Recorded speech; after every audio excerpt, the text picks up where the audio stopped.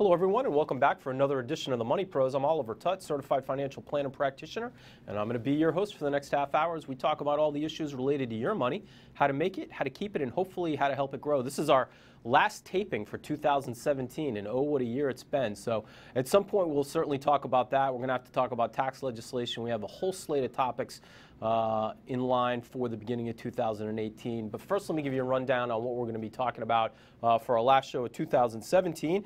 And the first thing I want to talk about is tying the knot. Apparently, December is one of the most popular months to get engaged. So I'm going to give you some questions you should think about asking your prospective future partner along the financial variety to ensure that it's a happy union in more respects than just one.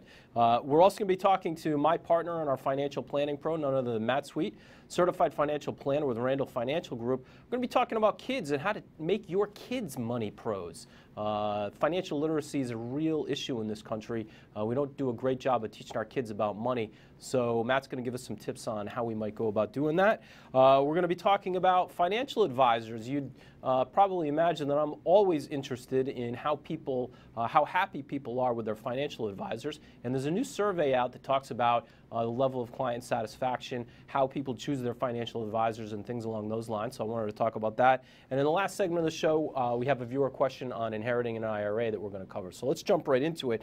And the first one up is questions you should really consider asking a future partner when it comes to money. And I see this more and more commonly, candidly, in my own practice, that one of the big friction points around finances often comes from spouses who don't see eye to eye on finances for a variety of different reasons. And that's something that you should really address up front, and it's something you should consider along with everything else about how they put their toothpaste on their toothbrush and what side of the bed they like to sleep on. You should really talk to them about their money situation. So I want to talk to you a little bit about that. So I'm going to put up a slide. We're going to talk about 4 questions I recommend everybody ask prospective partners. And the first one is, are you a spender or are you a saver? This is really critical information to know. And here's a little matrix for you. A saver and a saver can make a good couple. A spender and a saver can even make a good couple. But if you have 2 spenders, it can be a recipe for disaster. So here are some things to consider. First, know thyself. You really have to know where you fall into this. And some other things to consider as you talk to your prospective partner about that. Does your partner have a savings account? Do they put away money?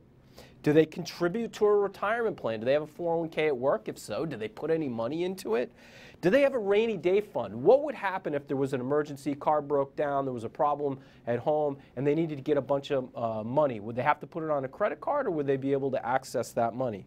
Do they carry any credit card balances? Do you find that they're constantly putting expenses on credit cards and then only paying a fraction of that on a month-to-month basis? Those are all signs as to whether somebody is a spender or a saver. And before you get into a long-term relationship with somebody, those are definitely things you're going to want to know.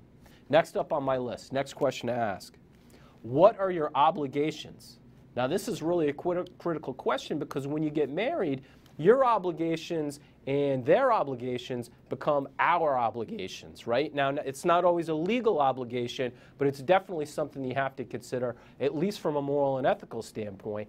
What kind of obligations does your partner have? Because that's going to affect what you're going to be able to accomplish going forward. Talk to them about things like student loans. Did they borrow a bunch of money for their education that they're going to be on the hook for a long period of time? Do they have any mortgages you're not aware of? Maybe one of them already owns maybe your partner owns a home, they have a mortgage. You should know how much that is, what the payment is, what the term is. Alimony and child support. Are you coming to somebody that's been in a previous relationship, whether it's a previous marriage, maybe they have kids from a previous relationship? Do they have obligations to children or exes that are going to affect your finances going forward? Credit card bills. Do they owe a lot of money on credit cards? Because if they have to continually put things on credit cards and pay those bills down, that's going to affect your lifestyle going forward. All right, third question I think is really valuable. Will we merge our finances and how? This is amazing, the amount of conflict that I find it generates. And the issue here I find is that people don't talk about it, and they just decide they're going to continue to keep everything separate. But the reality is a marriage is a partnership. It's an emotional partnership. It's also a business partnership. I've talked about it on the show many, many times. So you need to have a conversation about, are you going to merge everything? Is everything going to be a joint account? Are my obligations going to be your obligations? Are you going to support me, or is your money and my money my money? To what extent are you going to split things up? Is there going to be some kind of hybrid? You really need to talk through these issues and at least have an idea of what your plan is going forward. Final one, and this won't apply to everybody, but it's becoming more and more common. Should we sign a prenuptial agreement, also known as a prenup?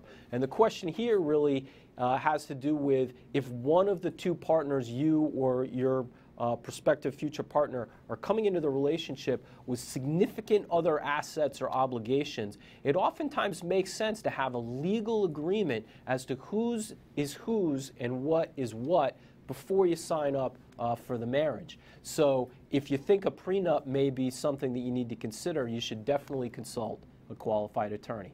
Anyway, December is the time to get engaged. Hopefully we didn't put too much of a damper on it, but these are definitely some questions you should consider asking better now than later. All right, up next is my partner and our financial planning pro, Matt Sweet, with Randall Financial Group. We're going to be talking about how to make your kids money pros. Stay with us, there's more to come. Welcome back to the Money Pros, joined now by Matt Sweet, Certified Financial Planner with the Randall Financial Group, and my partner, of course. Great to have you here as we tape this right before the holidays. Looking forward to Christmas and all those good things, and a week out of the office is kind of what I'm thinking, but I don't know, you may feel differently about that.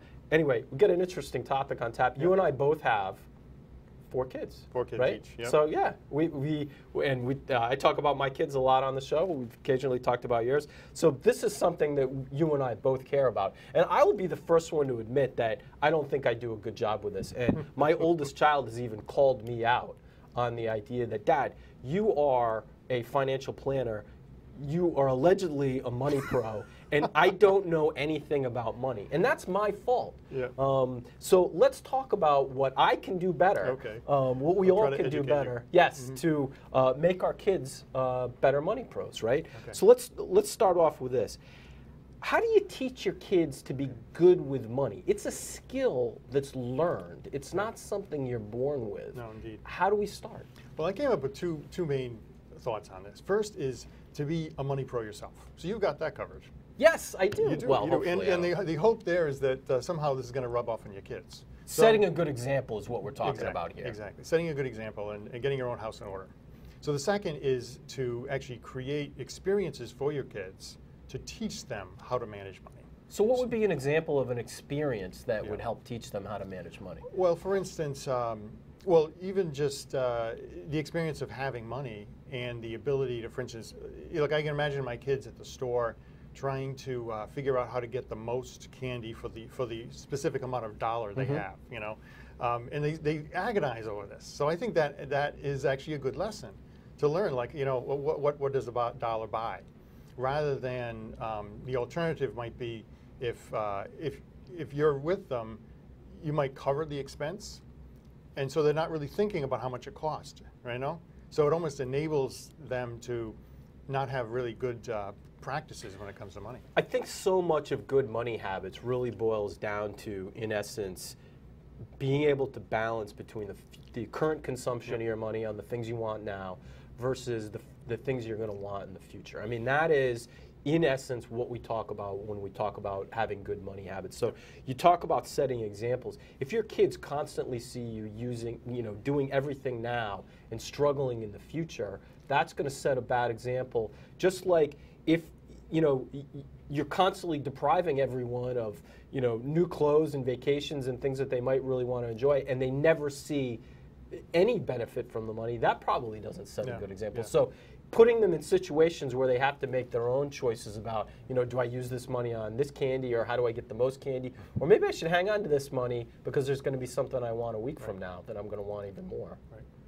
So great points.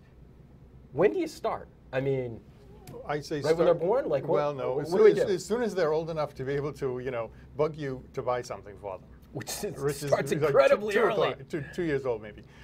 Yeah. So it's been a long time since I saw a kid pitching a fit in a store, so I'm sure they still do it. However, the discipline that you kind of teach kids, just knowing that they can't have everything they want. It doesn't mean never buying them something that they want, but to kind of start developing that idea that it's you have to have a certain amount of discipline and self-control. Right, and you talk about the idea that money is a limited resource, right? Yeah. That just like the juice in the refrigerator, whatever that they might be more familiar with, the money doesn't grow on trees. I mean, that's an expression we talk about all the time, but that you can't have everything you want because it takes money and it's a limited resource. So you have to allocate that resource wisely, right? Yeah. Should kids get an allowance? I don't actually have a strong opinion on that. It's kind of like a big topic, right? I'm not necessarily against kids getting an allowance and not necessarily fully in favor of it. However, they need some experience with money. So regardless of how they come upon their money, it's good for them to kind of get experiences with it so they can, again, gain those, get the experiences necessary to teach them the lessons they need. Right, I mean, I think that's a good point.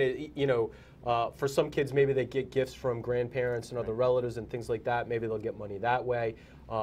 If you give it to them as an allowance, but you're right, they do have to have any. You can't you can't learn to make good decisions about something that you don't have, right? Other than that, it just becomes a fantasy. I think one of the debates we get into a lot is, should you give money to kids without them having to do anything for it? And I know my personal feeling, and people will disagree with this potentially, is that they should learn that the money comes with something else. It comes with a chore. Even if it's a token chore, that it's not just a handout. Because like what we just talked about, money doesn't grow on trees, so they've got to do something in exchange for it. Yep. Is there something in particular that little kids specifically need to know about money? Well, I was surprised to learn from an elementary school teacher recently that kids in her class didn't really know much about currency. So, like, for instance, they didn't know what a quarter was, or like, for instance, how much it was worth. And this is, I believe she was talking about third graders, so not kindergarten, So I think it's the prevalence of debit cards. So their parents are using debit cards rather than currency. We got Apple Pay and Samsung Pay and whatever else we have. Yeah. So I think it's important for kids to actually get their hands on some currency and then start to become familiar with it, because it's more tangible. It's physical. I think it is better at teaching those lessons about scarcity. Because with a debit card, you just kind of slip it through, and regardless of how much it is, it seems almost like magic money to kids. It creates a dangerous illusion, I think, probably. I remember as a child, in elementary school, you'd pop out those little cardboard images of like nickels and pennies, and you do exercises to count them. But my wife is an elementary school teacher. I know they don't spend a lot of time on it. I think it's like teaching handwriting, something that's sort of past for now. Everybody's focused on STEM and reading ability and things like that. So you're right. What about as kids get older? How do the lessons need to change? Right. Well, I think it's important to have things like, for instance, a savings account. It's a good experience for kids to have a savings account, even if they're not necessarily putting a lot of money into it. It's a good habit to get into. But also give them, or almost force them to have to meet goals. For instance, like imagine a kid wants a bike or something. The process of saving up for that bike, even if it's from gift money, little chores around the house, that kind of thing, that teaches great lessons on the hard work that's necessary to make money, and also the kind of the value of it. If you make some money and then you blow it on something that wasn't really that important to you, that also teaches you lessons. Right.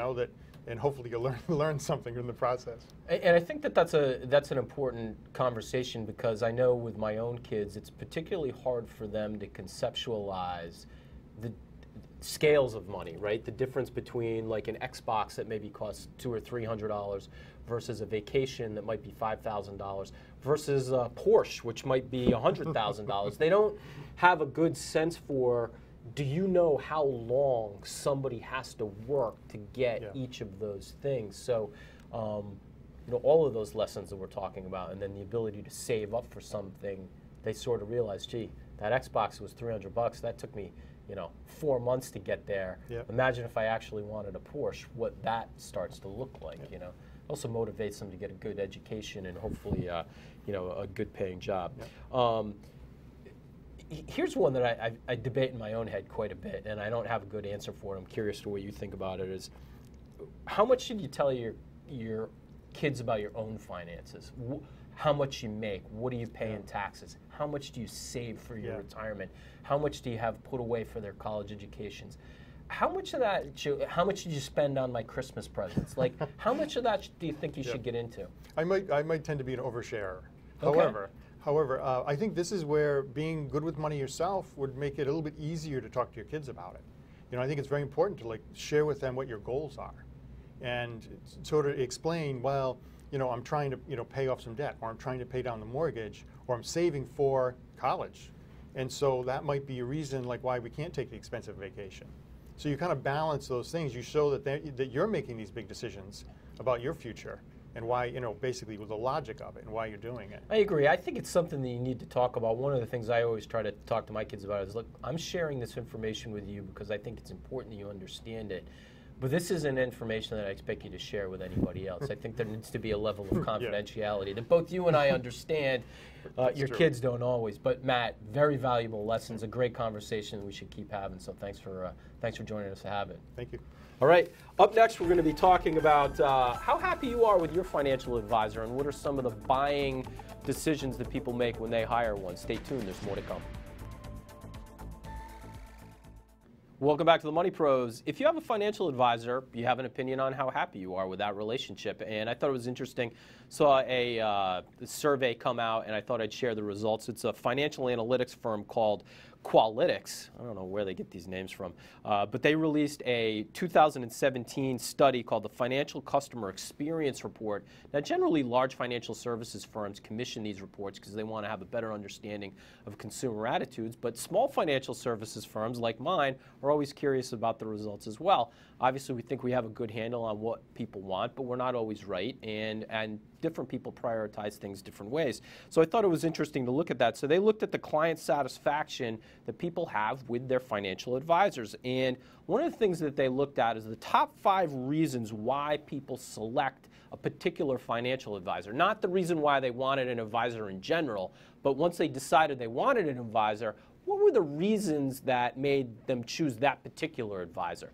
So I'll throw up a slide and we'll look at the top 5 reasons. So number 1, unsurprisingly, was trust. 47% of people indicated that trust was the number 1 reason they selected their advisor, followed closely by track record. Boy, I find this one to be a dangerous one because if advisors are selling track record, they're probably barking up the wrong tree. But 42% of people indicated that was a reason why they selected their advisor, followed by personal service, 39%.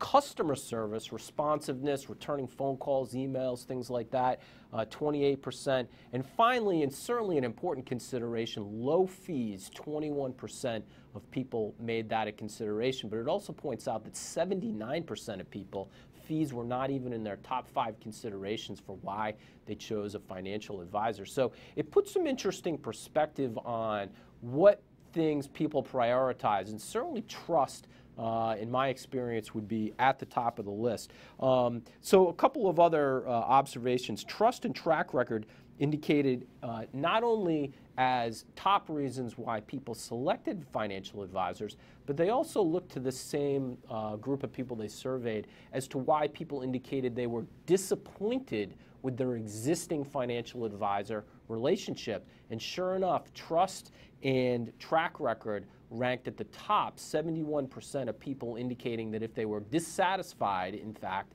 with their financial advisor, that those were the 2 most common reasons. And I will say that if you lose a client's trust, you've really lost the client relationship altogether, because that's really the cornerstone.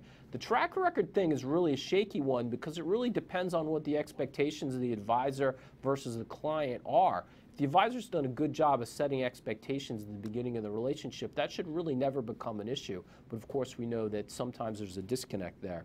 85% of people describe themselves as happy or very happy with their financial advisor, and I think that's great news. 85% of people being satisfied with their relationship. Only 1% indicated that they were unhappy and that they were ready to jump ship. So that's certainly encouraging for all the financial advisors out there. But for those people considering leaving, the top reasons for leaving, 14% of people indicated high fees were the reason they intended to leave, and 10% of people indicated poor customer service. And there's certainly no excuse for either one of those things, whether it be the service or the fees. So that's a little insight into people's relationship with financial advisors. I certainly find it valuable. Maybe you will too. All right, up next we're going to cover a question on inheriting an IRA, so stay with us. There's more to come here on The Money Pros. Welcome back to The Money Pros, viewer question time. We had a viewer ask us, my mother passed away and I'm named the beneficiary on her IRA. Can I put the money into my own IRA? Now, you don't talk about whether it's a traditional versus a Roth IRA, and the repercussions are slightly different, but I'm going to assume for the sake of this conversation, it's a traditional IRA. Most of these things will still apply. And here's the first disclaimer I want to give. This is a complicated topic, so take my information and use it to do further research. Consult a qualified financial advisor or a qualified tax person and make sure you understand exactly what you're entitled to do. But what's key here is that you're not the spouse of the person that passed away, because spouses have an entirely different set of opportunities available to them. But when you're a non-spouse beneficiary, you basically have three options. Now, the easiest one is you can take the money. If you're named the beneficiary, you're entitled to that money, you can file a death claim with the IRA custodian, and they'll send you a check. But the important thing to know is that money will be taxable depending on how much tax has already been paid on that money. The entire amount could potentially be taxable in the year that you take it, and that could have a dramatic effect on your taxes. Here's some other options which may lower the blow for those taxes. You could decide to take the money out of the account over a period of 5 years, or even defer it as long as 5 years. So basically what that means is you have up to 5 years to take the money out. And finally, you could go to an IRA beneficiary distribution account, and you could stretch the payments out to your entire life expectancy, which is the most tax favorable option, but may not be the best option from a cash flow standpoint. So that's the answer to that question. Make sure you consult a qualified advisor. Thanks for watching. Have a great day, folks.